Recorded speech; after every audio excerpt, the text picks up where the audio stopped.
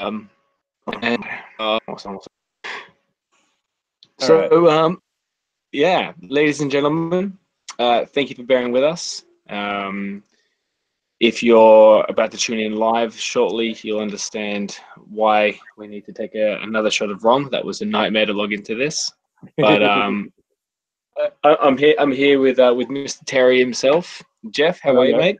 Good. How are you doing? Mm, Oh, my. Well, yeah. well, it's I tell you what, it was a journey to get onto this, but I'm super stoked to have you finally here on the Radical Hang. All right. Ready for this. So I try to do as much research as I can about each person that I speak to online, and there's something that inevitably keeps popping up that either A, people use their own private Instagram accounts, and they try or on the other hand, they try to detach themselves in their private life Yeah. and create their own separate account.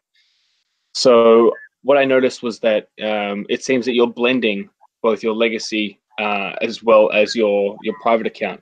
So I mean, it was that deliberate? Was that something that helps you? Well, my personal account was always kind of like music, cocktails, and it was already meant for like the kind of like I share cocktails, I share music. Of course, I share little like tidbits of comedy here and there. But for me, in my Instagram, like I was told about 4 or 5 years ago when I was starting to do competitions, is like go ahead, make your Instagram as professional as straightforward as possible, and that's kind of like how I developed it and curate it. So it's booze, it's music, it's people having a good time, and it's something that I was also been using to like support myself and others in the community as like hey, coming over here, we're doing a charity events, and it just kind of felt natural, just keep it going and not stop it there and then create a new account for Bacardi Legacy, because it's like, oh, I have to lose all these followers, then try to have them come over to the new accounts, which, yeah, could have helped if I went strictly just for a Bacardi account. But then it's like I said, it was like I have to start to like recruit, get more followers, and pretty much create another persona almost. Yeah, I think for those that end up watching this, Instagram, it's such a vital tool for what we do, especially in the marketing leg of Bacardi Legacy. That sometimes it's not always in your best interest to start a brand new account. Sometimes, depending on what your concept is or what message it is that you want to promote out, it is better to go with your personal account because it's easier, again, depending on what your perspective is and depending you're trying to relate to people. Sometimes it's better just to continue going on with your 1,000+ followers, and you know they're your support base. Well, I'm not there yet to 1,000, but hopefully I'll get there soon. Hey man, we can always hope that this helps a little bit. One step at a So time. yeah, exactly, brother. Or one midnight stroll step. Yeah, be careful. It's kind of addictive. So once you get one So step, you get another step. yeah, yeah. Talk to us a little bit before I get into Cubist and explaining to you kind of what or how Cubist ties into what we're doing right now. Yeah. Explain to people, what's Midnight Stroll, what's it about, and hopefully then people can start to understand why it is that you've chosen to go with your personal account. And I'm going to tell you how I see it and how I'm perceiving you as a person that I don't know yet, and this drink that I don't know yet, but I've already created my own image, and I want to share that with you a little bit later on. So the Midnight Stroll wasn't. It was kind of like a last minute name change. Playing with the cocktail, it has the Bacardi Quattro, which has like nice little like whiskey notes to it. I was thinking kind of like a Manhattan style. So pretty much I was playing around with like combining like a Manhattan with a daiquiri and didn't really know where I was going. And I just started playing with like little tweaks here and there. Finally figured out like Averna and Carpano work very well together. Fresh lime juice, the Bacardi Quattro, and then I decided to go with a like a pineapple dibble syrup that I did years ago for another tiki cocktail, and just threw that in there, and it just like the dinner mirror, the pineapple kind of get like it's like the glue almost. It like just brings the cocktail together. It drinks very similar to a smooth black Manhattan with a fresh daiquiri twist to it. Cool, Uh, man. yeah, Yeah, it's funny how experience in the game, in the bartending game, kind of helps with these kind of things, because what you inevitably end up finding is that weird shrub or that weird syrup or that thing that didn't quite work in a drink years ago. You start thinking maybe it's applicable and applicable into this setting, and yeah, bam, next thing you know, you're staring down the barrel of heading to a global finals. yeah. I didn't really expect that this is where it's going, but hey, we're here now. We're having fun. Um, Absolutely, man. and basically, like when I first tried it, I go, no, there's something missing. It's like it was almost too good. Like I couldn't find anything wrong with it. And then like playing out with like my bar manager, other bartenders are like, oh, this is it's very easily accessible and like it's easy to sell. Like if someone comes in looking for a vodka martini, hey, try it at the Midnight Stroll. Someone looks for a Manhattan, let's try the Midnight Stroll. It it crosses so many different flavors and platforms that it's like a modern day cocktail that almost anybody can be approached to it and easily to drink. And that's also a scary thing because it's kind of booze heavy. So maybe one or two you're good, but yeah, I don't recommend going like four or five deep on this one. Yeah, that's interesting that you bring that up, because it's something I wanted to kind of touch on a little bit later on. It's one of those things that my brand ambassador told me, that your drink's a little bit too booze heavy, and my old recipe was 50 mils Carta Blanca, 25 mils Martini extra dry, 3 mils of a pasty, and 30 mils of a prosecco. And I've got lemon juice and honey water in there as well. But it wasn't sessionable. It was a real punchy kind of drink that Yeah. even I myself, I'd have two or three, and then I'm floored.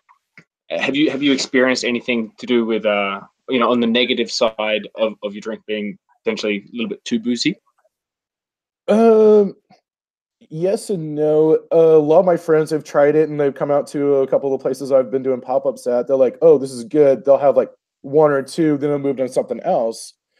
So, and there's like that process. It's like not one of the things that like people can drink all day, enjoy all day, but like they'll have like one or two and go, this is phenomenal, but I'm going to step back and probably go back to like a beer or more or a less boozy beverage.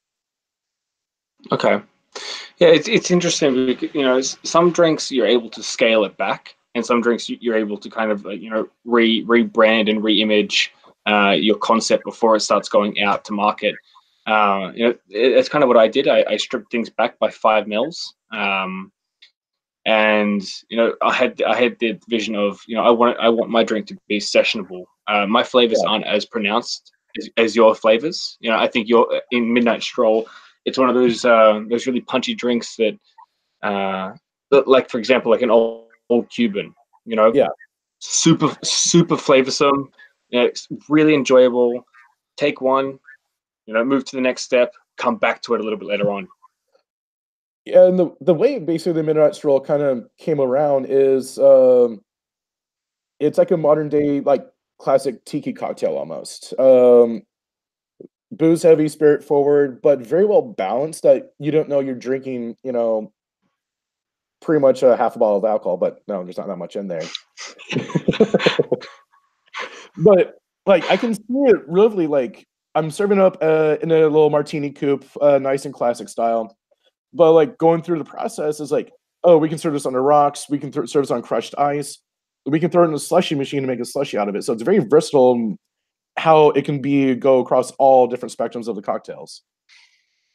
Man, I think that's such a cool thing, and perhaps you stumbled on that by accident, or perhaps that was by design. But for anyone that ends up tuning in on this, when you're creating a legacy drink, try to see it as an opportunity to create a drink that's applicable in different formats.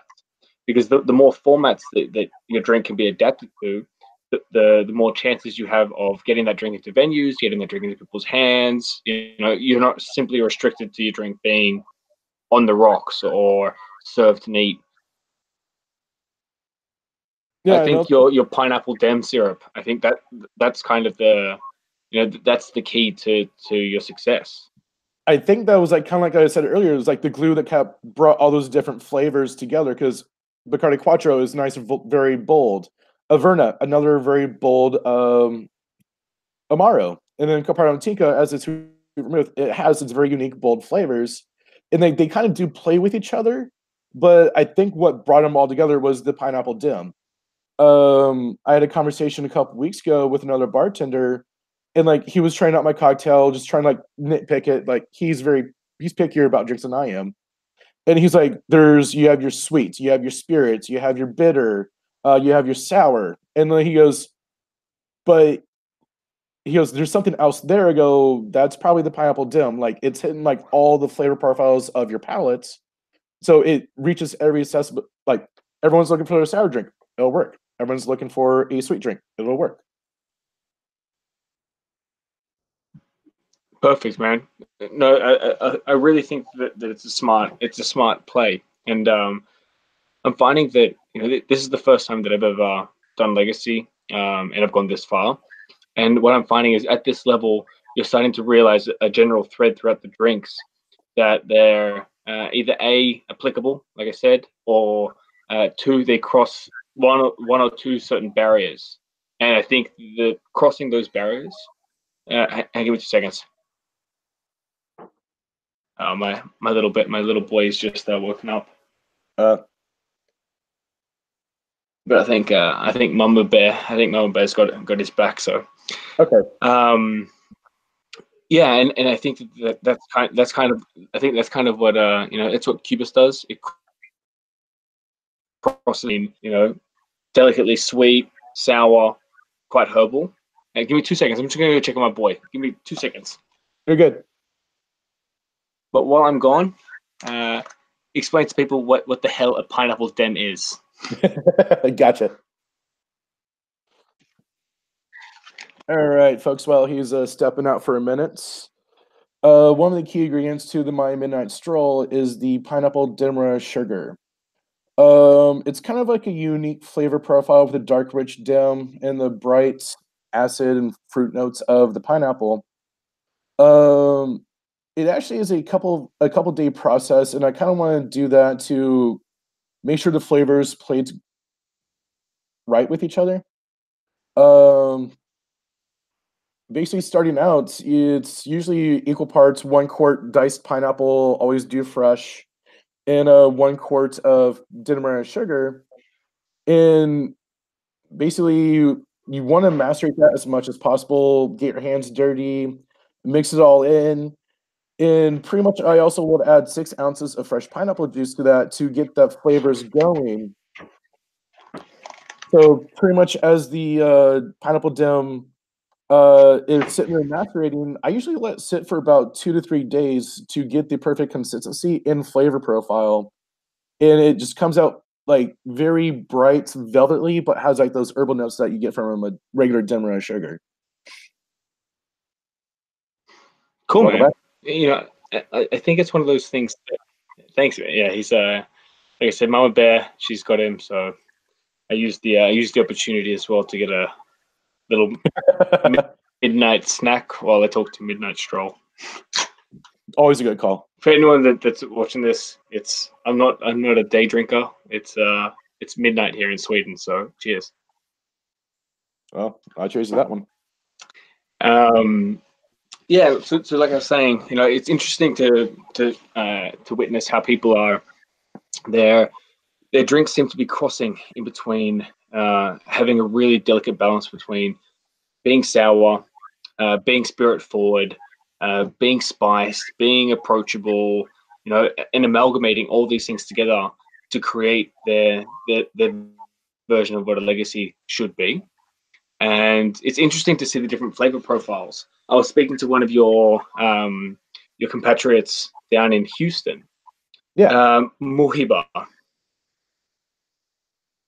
and he uses soya sauce with coconut milk, or with coconut cream. Yeah, so super weird, super strange, and it's crossing over between this umami kind of bomb along with this like pina colada thing, and on paper it doesn't seem like it's going to work, and it works. And when I looked at your recipe, I thought to myself, like quite bitter and with pineapple, like either either A it's going to work, or either B it's going to be a mismatch of flavors and profiles.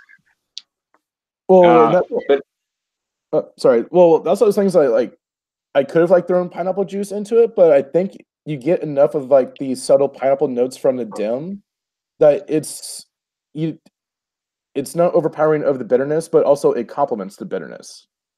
Like it's like trying to find flavors to complement each other, not like fight against each other to like be dominant. You just want flavors to help each other to get their flavor profile across.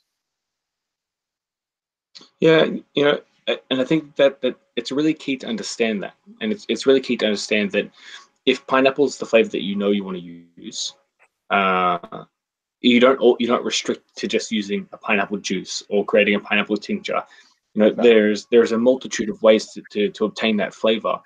In each way affects your drink, and the other component is unique and interesting variation. So, I mean, congratulations on figuring out the key for your drink. Well, thank you.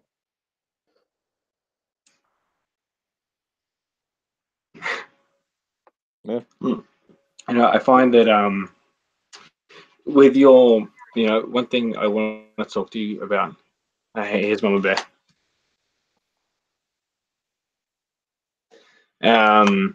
About is bitters, having a really what appears to be a really bitter forward cocktail.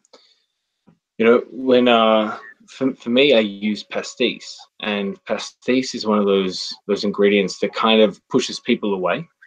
And I'm not shy in the fact of telling people, it's licorice, it's an aniseed, in layman's term, licorice flavor. Yeah. And they either roll with it or they don't roll with it.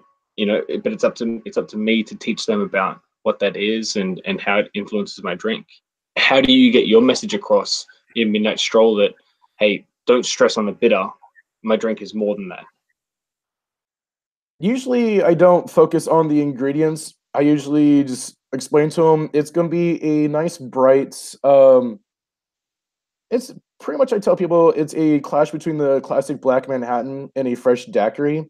It's bright, vibrant, but still solid, and it has a little bit of bitter notes to it, and it's an easy drinker. And that's usually people go for it.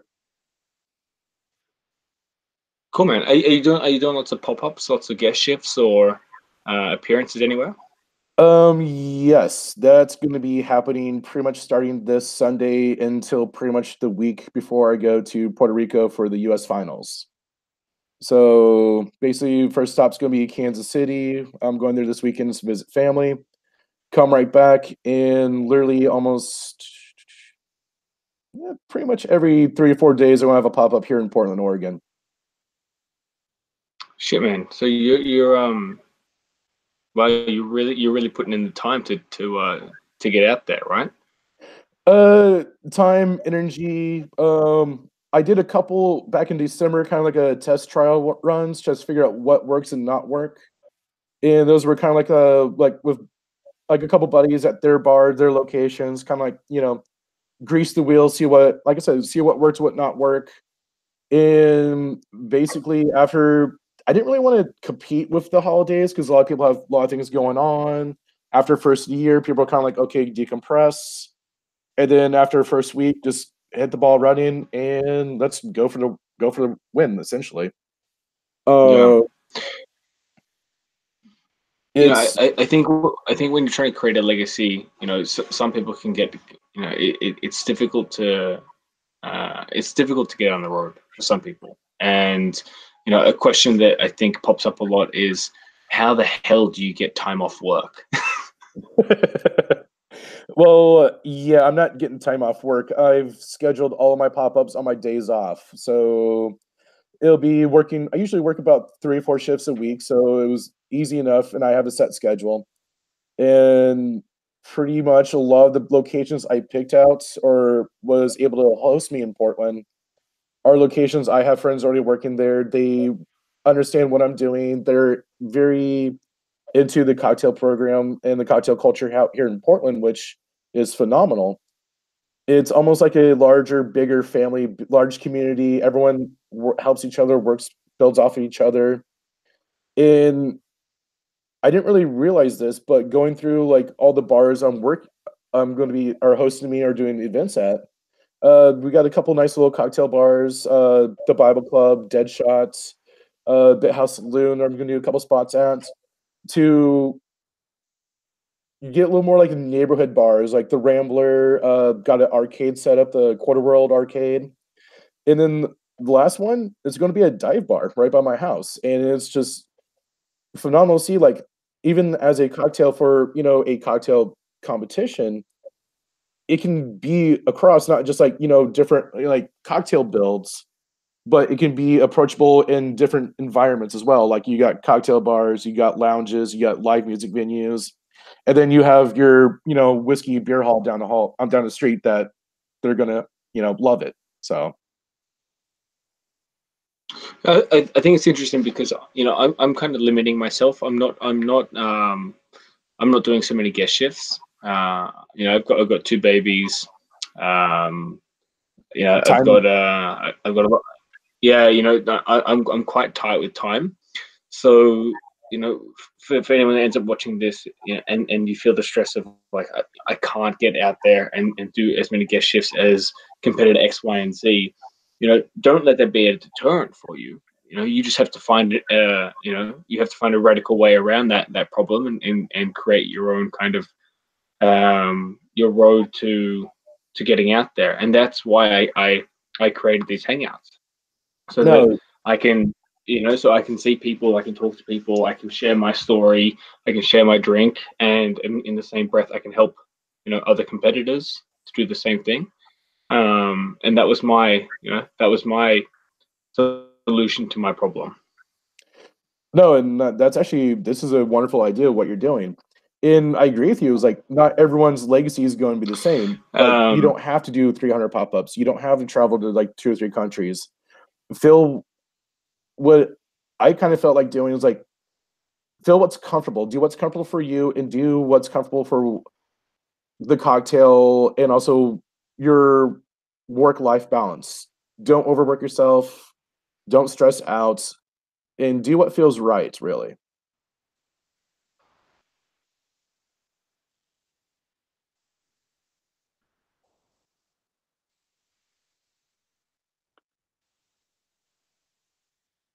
yeah, one thing I want to talk to you about is approachability, and I want to kind of keep that native to drinks, but it also applies to the competition itself as a beast.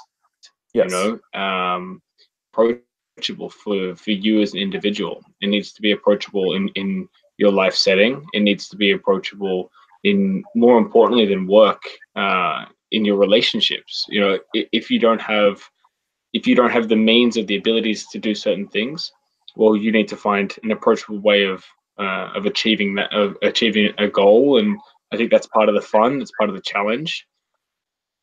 And it's just an added ingredient into creating a approachable legacy. You have to have a drink that everyone likes, and you have to get the message out there in a way that works for you as well as the general public. Yeah, and also like I've done events in the past, but like not to this level or to this extent where it's it's come along. It's like, oh, I'm not really, like social media. I'll do it every now and then, not fluent in it.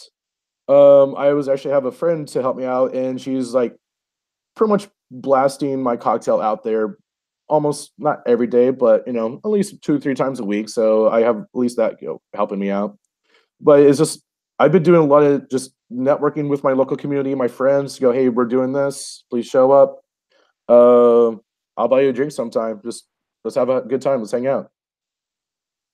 Man, that's super interesting that you said that, and it's something that it's kind of slipped my attention up until just now speaking with you, is that you're probably the least active on social media out of everyone that I've seen or spoken to, yet you're really heavy on the ground, and you're really mobilizing your community behind your drink and behind your concept. And I think that's pretty interesting, and that's a really cool kind of thing that I've only just realized now, that Yeah. you don't you know is that by design? Is that something that you feel that the drink is more, it's more approachable and applicable in real life, or are you just not a social media kind of guy? Well, the cocktail sales is very approachable. Is just like probably the social media aspect of it. Like I said, I didn't really start Instagram until almost like 4 years ago, and like I'll throw tidbits out there every now and then. Also, I didn't really want to like oversaturate my cocktail a little bit. I think is probably the best way to put it.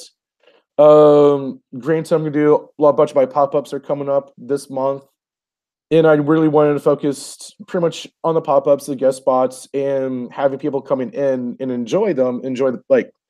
I also developed a playlist on Spotify as well to like coincide with what I'm doing. Uh, Basically, as my handle says, drinks and blues. We'll be drinking drinks and listening to some good old jazz and blues music as we're doing it too.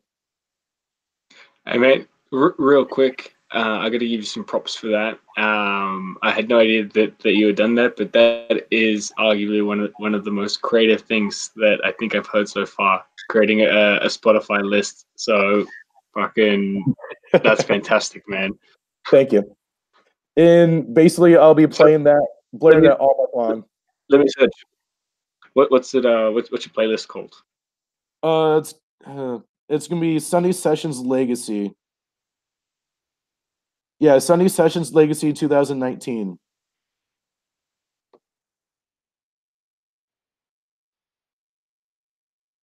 All right, yeah.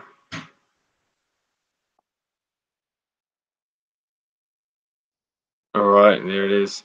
Man, that's a really cool thing. That's super creative, man. So you know, again, for anyone that ends up watching this, you don't have to restrict yourself to doing it. You don't have to oversaturate on Instagram or Facebook. There's different ways of getting your message out there. And again, you just have to sit down. You have to think about what's right for your drink, for your legacy in that moment, and you have to think outside the box. Like Yeah. like you said, Jeff. It's no two people's legacy is the same. No, it's like do what's right for you. Do what's comfortable, but also like stretch your comfort zone a little bit. Like get out there, take risks. That's what this competition is about: taking risks, get our names out there, get our legacy out there, and but have fun while you're doing it. Like I have a couple friends here in Portland that have competed in legacy in years past, and they were kind of like being like, "Oh, you have to focus on this, focus on that," and that's their style. And like my style is kind of more like I'm more low key. I like to make good drinks. I like to have a good time, and that's kind of what I'm kind of focusing on. Like all my pop ups and like, hey, we're pouring drinks, we're having a good time. Music's gonna be on points. Everyone's gonna have a blast, and yeah, it's like party like 1999, right? Yeah. So I mean, explain to not just the people, but to me also, what is Midnight Stroll? Why that name? It's a really interesting. It's an interesting name, and I know that there's an interesting story behind that. Basically, the Midnight Stroll, it kind of just came popped up at me. Like I was playing with a couple names. One of them was the Black Daiquiri, which like Black Manhattan daiquiri, you throw it together, and that kind of seemed too generic a little bit. So basically, I kind of took it like where you usually have a daiquiri. You're on the beach, or you're on the coastal somewhere. You're walking along the beach, and like, well, you're on the beach taking a midnight stroll, with a daiquiri in hand, watching the waves come in, come out. So you have the white caps coming in. It's kind of like a surreal, relaxing atmosphere. You have the moon's bright out, you see stars. And that's kind of how I kind of envision the cocktail. You're out there, you're walking along, you're enjoying your scenery, you're enjoying yourself. And incidentally, with the pineapple dim, like the acid in pineapple, whenever you make a pineapple cocktail, it has like that little foam to the top. The Midnight Stroll has like a nice little like white foam on the back, kind of like the white caps of the waves, and it kind of fit. Cool, man. It's one of those things. I'm gonna reach back to what I said at the beginning of this hangout.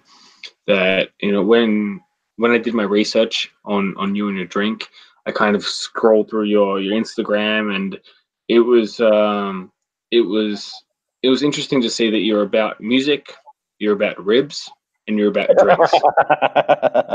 Yes, actually, I smoked up some ribs last And night. yeah, I saw it. I've been checking you out, ladies and gentlemen. Go check him. It's Drinks and Blues on Instagram. So when I saw the name Midnight Stroll, and I did my research on you as a person, it kind of fit.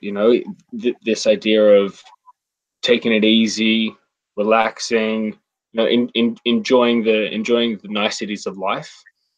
So what I'm alluding to is that inevitably your personality comes out in your legacy, whether it's by design, or it's by some sort of intervention, or it's just the subconscious trying to find its way out. What I find is that who you are as a person, that ends up translating into your legacy drink. So cut out the middleman, and when you're creating a legacy, create something that's truly from the inside of who you are. Like, I don't think it was like by design, but like kind of like you said, it's kind of like subconsciously just happened. And then it's like, yeah, I had the opportunity to rush ahead and like do a bunch of different planning here and there. And I just realized like take my time, make it right. Um and yeah, just have fun with it really. Um and like, you mentioned the ribs and barbecue that you saw on my Instagram. Originally, I'm from Kansas City, and Kansas City has a lot. Like, it's one of the best barbecue I've had. Even though I grew up there, it's still phenomenal. And that's what I kind of do out here with my Portland community and my friends. A couple times a year, I'll smoke up some ribs, some brisket, and just have people come over, listen to music, have some drinks, enjoy some barbecue, and really just have a nice, relaxing time. Yeah, I suppose that's one of those things that um, when we're bartending, we don't realize what we're kind of creating, and and how our environment, the people who we're with, how they're influencing that creative process. And for me, when I was creating Cubist, I didn't really realize that what I was doing was a reflection of where I was, and it was just a perspective view of who I was interacting with on a daily basis, not just within the industry, but within my community. Yeah. My community is here in Sweden. It's evolving. It's shifting from an industrialized world into this, new money financial district, and they're wanting to be classy. They're wanting to be upscaled, but they still have a kind of little bit of grit and grime to them. Well, that's the best way to come from, right? And yeah, and I wanted to create a drink that was approachable to them, and that was Cubist. I used the prosecco in there, which I didn't want it to be like this elegantly fancy drink. It just kind of fit. It worked. It tasted great. People loved it. But what I ended up finding was people were drinking it in all different aspects. They were drinking it in nightclubs. They were drinking it in fancy restaurants. They were drinking it in dive bars. So sometimes when you're creating a legacy drink, I think one of the best things you can do is get out there to the community. Sit down for a couple of hours in a park and just people watch. Oh yeah, I love doing that. But no, Yeah, yeah, but like as a legacy you know, cocktail, you kind of have to go with you kind of have to invent a brand new classic cocktail, but you don't want to call it a classic. You don't want to call it like a drink from the 30s or 40s or the 20s. It's just what you want to create something that can withhold time and be here forever, essentially. and that's fucking tough to do. Not easy. And like that process can be daunting, but I think if you believe in the first hurdle is naming the goddamn thing. That's really I tough. Yeah, naming cocktails is not my strong suit. Like No, I could throw spirits together and taste phenomenal. Go, what do you call it? I go, I have no idea. It's called bartending yeah, choice. you do that classic. Oh, what's your name? Oh, it's Susie. Yeah, cool. I'll call it a Susie Sour. No, but I think when you're naming a drink, you can't be married to it. It has to be the name has to be just as approachable as the flavors themselves, Yeah. because naming a drink is it's arguably the most important thing. When I was naming Cubist, originally it was going to be called Superiorism, and I was stuck on that name for weeks. And then right before hitting send on my entry form for Legacy, I stopped and I said to my girl, I was like, Superiorism. That sounds kind of Nazi, right? Yeah. she, she looked at me and she's like, "Oh my god, that's not what you're going to call it, is it?" I'm like, "No, I guess I'm not." But I've got about 30 minutes to figure out what the fuck I'm going to call this thing. You're kind of like Yeah, me. yeah, Like, but everyone that I speak to, we're all the same. I think we do these master classes, we do these guest shifts and these pop ups, and people they kind of perceive us to have this air of, well, they're professional, they know what they're doing. But it's the same way that I used to look at adults when I was a kid. I'm like, oh my god, adults, they don't have any stress, they don't have any worries. But on the inside, we're all just fucking stressing like the next person. But my point is that you can't be married to something. You have to be fluid. You have to be adaptable. And yes. and at the end of the day, you have to have the concept of will this last the test of time? Yeah, and that's like, yeah, naming cocktails, like I said, is one of my probably least favorite thing that I do for bartending. Um, be, not not this legacy competition, but like other competitions I've done in the past. I'll be that one guy who's sitting at my local bar, 30 minutes till registration's due. And we're like, well, here's my cocktail, here's my name, see what happens, and just like fly it off. And I've been in at least 5 local competitions in Portland just because, hey, this flavor sounds good, this flavor sounds good. And then, oh, what's the name? I need to figure out the name for this. And just throw something in there random or sarcastic, and usually it works. Yeah, it's. I gotta be honest with you, man. I'm not a fan. I'm quite a minimalist guy. I mean, the shit that you see here, it's my brother-in-law's. We're on vacation, so. But in general, I'm a bit of a minimalist, and I like my cocktail names to be either numbers or just single word units. And when I saw your drink, the Midnight Stroll, the first thought is, well, that's a long name, but it's not one of those names that it's difficult to say. It rolls off the tongue. It's Yeah, very almost melodic. and yeah, it basically looked at as like the pronunciations and like there's like the Midnight Stroll. It just rolls off, keeps going. It's just like you're just strolling along. Yeah, for anyone that ends up watching this, I think you know it's very easy to discard the idea of a legacy name, but if you are going, I think there's three factors you should factor in. First factor being the length of the name, and if it is a three-word name, do those three words, are they melodic? Are they easy to say in repetition? Number two, the language that you use. Is it Spanish? Is it English? Is it Arabic? Is it Malay? It has to be something that everyone can pronounce. And third, does it relate to your drink? Cubist relates to the drink in two ways. It relates because of the art theory. It relates to Cuban, Cuban rum, Cuban heritage, so on, so on, so forth. So yeah, length, language, and relevancy. Yeah. Is that something that you thought about when stumbling upon Midnight Stroll?